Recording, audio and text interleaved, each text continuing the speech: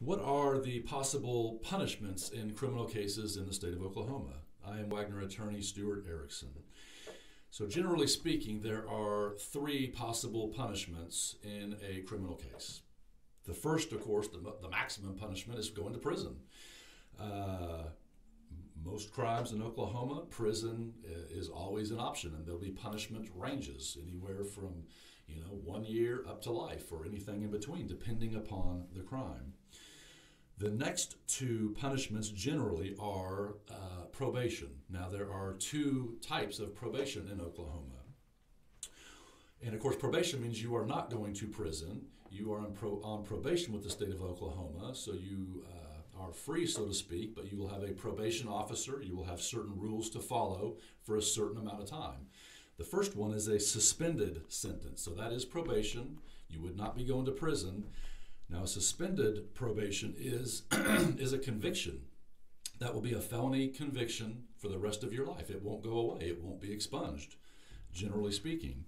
But you'll be on probation. If it's with the Department of Corrections, you'll have a probation officer, and you'll have to check in as required, have gainful employment, and of course, the absolute biggest part of being on probation is to commit no new crime. So that's a suspended sentence. You do not go to prison, you have a probation officer, but unfortunately it is a conviction for life that won't go off your record in most cases. The second prong of probation is a deferred sentence, which really isn't a sentence at all.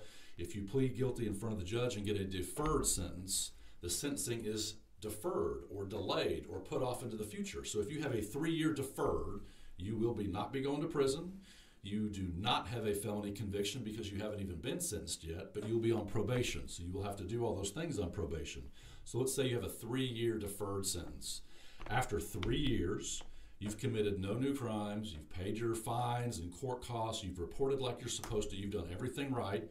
You go back to court, and the judge will sentence you. And basically the announcement to the judge is, this person was fully successful on probation. And at that point, here's where the good news comes in.